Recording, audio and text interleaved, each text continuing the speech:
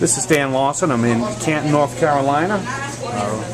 I am at the Community Kitchen, and today I'm talking to Chris May, who is a volunteer here and also a volunteer with the Junior High Beta Club, who is helping to serve the meals here today at the kitchen.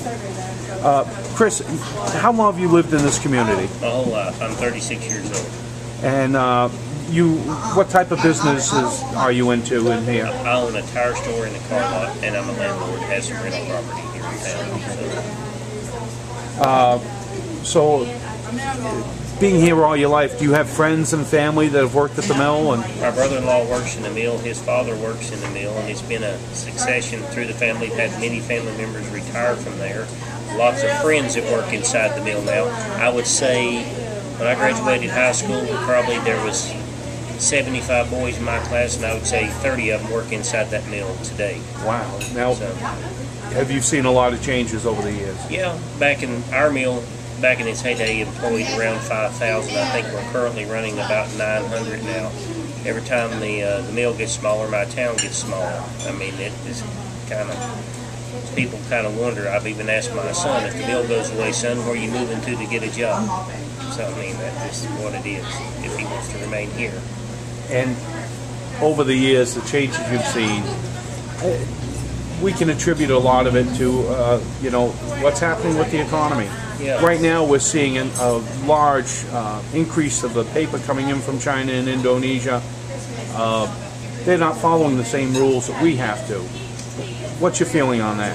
Well, my feeling is this mill happens to give one of the best paying wages around here, a decent wage for people who can actually live and have something instead of working for nothing. And then you take, you know, NAFTA, for instance, lets all these people bring their stuff in. They're not having to provide insurance, workman's compensation, pay taxes, Social Security tax, and apply with all these rules that the EPA says we have to do.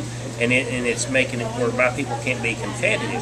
And again, you know, in 1974, you know, I'm a young man here. I can see the people that are currently running our mill is the cleanest it's ever been. I can remember when I was young, there was foam on the water. There was always this saying, if your dog had the mange, take him down, walk him through the water, and it'll get rid of the mange. That ain't the case today. People use our river for boating, white water rafting. It goes into Tennessee and everything that past the mill on the other side. It's the cleanest it has ever been. It don't hurt nothing around here, you know, or anybody else. And at the community kitchen tonight, you served trout that actually came from the waters in the river, the Pigeon River here. Yeah, the Jennings Trout Farm's probably been on the Pigeon River, which is what's called the Little East Fork in the headwaters, where a couple of them come together somewhere around 30, 40 years. And the trout, as anybody knows, you have to have really good water to sustain trout raising, and the fish we served here today came from the headwaters of that river. And Chris, what would happen to this community if all of a sudden, through market conditions, this mill had to close? Worst case scenario. This town would probably go away. If you'll drive around my town, I actually own a couple of houses that were formerly owned by the mill. They're big houses. And if you'll go back and look at these houses that were built in the 20s and 30s, they were lots of prosperity here. Lots of prosperity. And as time goes away and the employment numbers keep getting smaller and smaller, and it isn't due to technology, it's due to competition, having to cut costs to stay up.